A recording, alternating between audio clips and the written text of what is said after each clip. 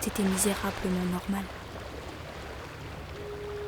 Un souvenir était devenu un sentiment vivant. Quel est mon rêve de vie à moi ?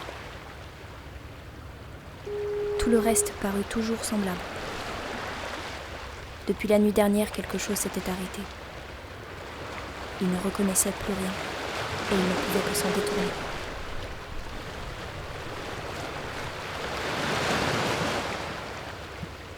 Envolés les faux semblants, et lui, il était désenchanté.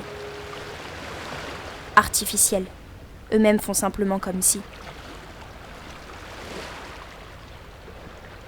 Il ne percevait rien, cela lui venait sous les yeux. Le personnage de ces films ne vivait pas vraiment, mais ils avaient seulement appris par cœur comment en simuler la vie. Je me persuade ainsi d'une sécurité qui n'existe même pas. Comme si rien qu'en préparant mes outils de travail, tout allait prendre son cours normal et que rien ne pouvait plus m'arriver. En écrivant, il se sentait en sûreté. Il se disait à haute voix tout ce qu'il y avait à voir, rien que pour parvenir à le percevoir.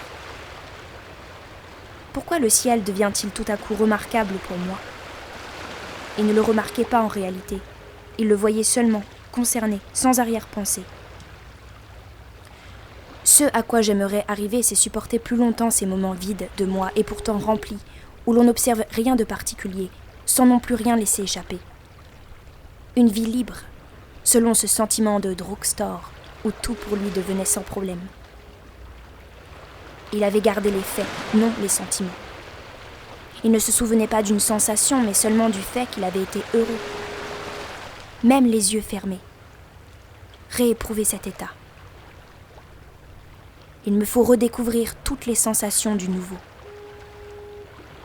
Avait-il éliminé les sentiments artificiels ? Je ne laisse pris à rien. Envie de faire quelque chose sans jamais le faire. Être assis simplement et avec beaucoup d'autres. Prendre des notes. C'était cela maintenant, la paix. C'était tellement bienfaisant de penser à soi-même avec les formulations d'autrui. Il regardait fixement la lumière, toujours pareil. Tout cela d'année en année. Tout aussi inéluctable, prévisible, mortellement ennuyeux et obligé. Il ne voulait être nulle part. Il ne voulait plus rien. Tout supprimé. Pour la première fois ce jour-là, le calme complet s'était fait dans sa tête. Il ne faisait plus qu'écouter. Supprimé par la pensée, il était pourtant encore là. Car enfin j'ai eu une idée. Il se sentit de nouveau tout puissant, mais pas plus puissant qu'un autre. Peut-être est-ce parce que d'avance j'ai arrangé ce que devait être une expérience vécue que j'ai l'impression de n'avoir rien vécu. Beaucoup de choses étaient comme d'habitude. Pourquoi aujourd'hui, dans le métro, avait-il déjà par précaution tenu sa clé d'appartement dans la main ? Il sourit d'avance pour au moins avoir une ressemblance frappante avec lui-même. Il faut que je pense à elle pour que je la sente un peu. Ce que je peux en avoir assez des expériences faites en épiant. Ça y est, la catastrophe est là, pensa-t-il. On a su qui je suis vraiment. De soulagement de n'avoir plus à faire semblant. Il n'avait souhaité nulle indication, mais sans en avoir l'intention, il en avait trouvé une. Il l'avait vécue. Je suis libre. Je ne suis plus obligée de parler. C'était comme un soulagement de pouvoir enfin se taire. S'inventer de nouveau. Pour cela, il allait d'abord patiemment observer les autres, parce que cela lui semblait nécessaire pour se recomposer lui-même de façon nouvelle. Une vive amertume le prit de tout ce temps gâché depuis de s'être tant déçu lui-même. Il n'avait rien vu entre-temps, rien entrepris.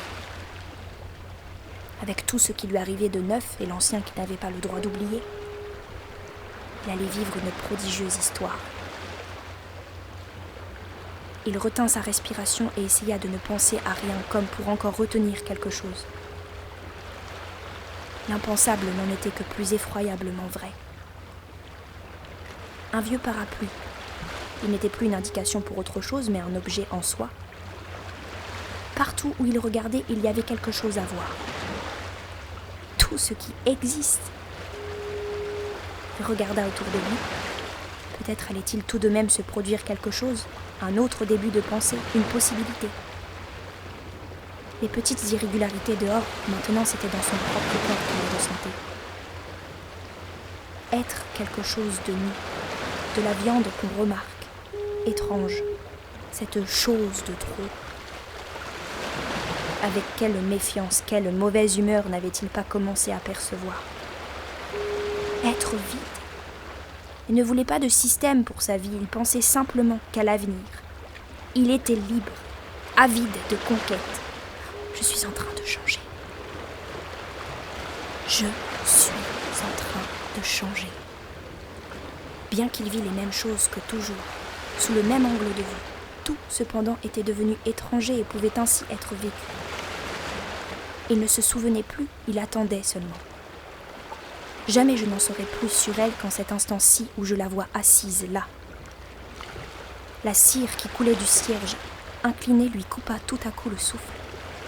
Non en tant qu'objet, mais comme quelque chose de déjà vu, dont il faisait l'expérience vécue aujourd'hui seulement.